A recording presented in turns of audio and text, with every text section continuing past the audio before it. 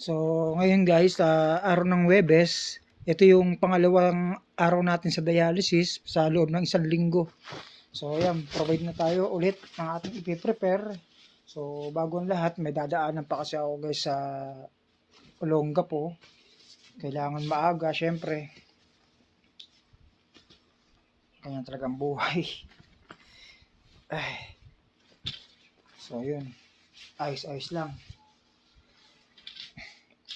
Siyempre, huwag natin kakalimutan yung pain reliever. Itong pain reliever na to guys, hindi ko isasuggest sa inyo na uminom, lalo na kapag hindi ka pa nagda-dialysis or wala pa namang sira yung kidney mo. Kasi napakadelikado na to guys. Kaya, don't take guys. Ito guys, hindi ko naman to iniinom masyado or madalas. Tinitake ko lang to kapag may nararamdaman ako after dialysis if matatapos na. Kasi may time kasi na may pananakit ng tiyan, may pananakit ng likod, may pananakit ng ulo, may pananakit ng paa. So nagtitake ako nito, alos, yung isang piraso nito pinuputol ko pa, kinakalahati ko pa, kaya hindi ko binubuo dahil napakadelikado po kapag na-expose tayo sa mataas na antibiotic. So ayan, tabi na natin. And kumot, huwag natin kalimutan, importante yan. Ito, napaka-importante ng kumot guys sa dialysis. Ayan. Then, okay na yan. Siyempre, hindi mawawala dito yung pamasahe natin. Napaka-importante nito guys. Pamasahe, yan. Medyo magastos talaga guys kasi sabi ko nga, yung pagkakaroon ng kidney failure ay lifetime. Hindi yan tawag dito. Hindi yan kapag gusto mong huminto, ihinto ka. Kasi sabi ko nga, kapag huminto ka, may possible talaga na may mga masamang mangyari. Yung hindi natin talaga ginugusto at napakadelikado, mga idol. Takot talaga ako. Naranasan ko kasi yung huminto ako sa dialysis. 1 week yata akong huminto. Nakaramdam talaga ako guys. Shockwave, grabe. Talagang nanginginig. Hindi nawawala yung lagnat. Manas na yung paa. Tapos, laging may kaba. Malakas din magpalpitate yung heart ko. So ito nga pala guys, yan. Ito yung ginagamit ko kapag nagbablog ako sa mga malalayo or may ingay na paligid. So gumagamit din ako ng wireless guys. Ayan. Ito yung gamit ko guys, wireless.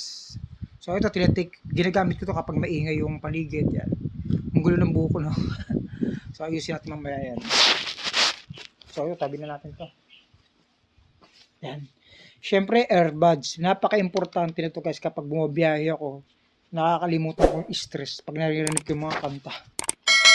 Yan, check natin yung pamasahe. Okay, goods. Tapos, pangalawa, i-check natin yung PWD ID natin. PWD, napaka-importante yan. Nasaan na ka ba? Oh, iba-iba yung ID ko dito. So, importante yan guys, PWD. Kasi nakakapag-provide tayo ng discount. So, PWD, ayan. So, ihanda na natin yan. Check. Ano pa? Siyempre, ito. Pinaka-relo natin. Kahit sabihin natin may oras yung cellphone, ang tulong kasi sa akin ng relo na to guys, is nalalaman ko yung heart rate ko. Yan. Kaya shout out nga pala kay Kuya Kid. Kuya Kid.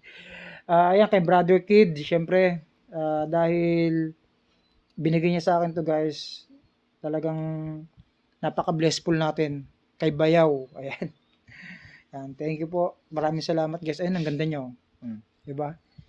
May oras na siya, so pwede mo pang makita yung nangyayari sa paligid. So, pamasahe, PWD, earbuds, and panalangin syempre. Napaka-importante yan na lagi nating ipinalangin na ligtas tayong makakaparoon doon sa paruroonan natin at ligtas tayong makakauwi. Siyempre, lagi kong panalangin na ligtas din yung family ko, pati mga friends ko dito sa YouTube at lahat-lahat rin ng friends ko. And maraming salamat din siyempre sa umagang ito. Ayan, pinagkaluban tayo ng panibagong lakas at panibagong araw na gumawa pa tayo ng makabuluhang video sa lahat. Ayan. So, ayan lang guys muna. At kita-kits tayo sa live natin. Kahit papaano mag-live tayo, kahit konti, para kahit papaano makikilala naman tayo. So sa mga tanong dyan about sa chronic kidney disease, pwede nyo akong i-message guys. And pwede nyo akong tanungin about sa kung ano yung problem nyo. So yun lang guys, maraming salamat. Bes ngayon, hilo pa ako.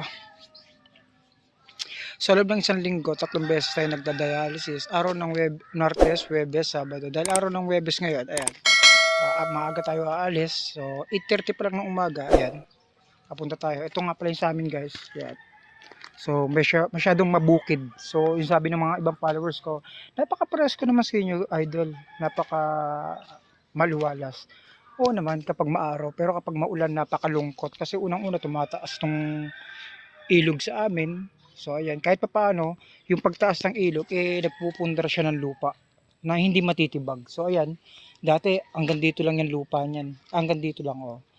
Oh ngayon, 'di ba naipon. Yeah. Malaking tulong pa rin sa atin na blessed tayo ni God na hindi tayo napapabayaan. Ayan. So ayan guys, papunta tayo ng dialysis today. Itong motor ko sa mga nagtatanong, nagbumotor ka ba idol? Hindi na po idol.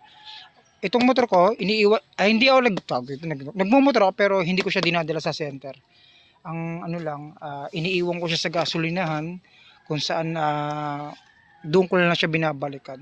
So, malayo kasi yung center namin, almost 1 hour and a half din yung biyahe, kaya ganun. So, yun, sa may mga dialysis today, ingat po, and palakas lang tayo. Sana smooth lang yung session natin natapos at makauwi tayo na maayos. God bless po. At syempre sa mga dumadaan sa ating video, ayan guys, huwag nyo kalimutang mag-subscribe at i-follow nyo ako guys. So, malaking tulong sa atin to guys. And God bless po sa lahat. Thank you.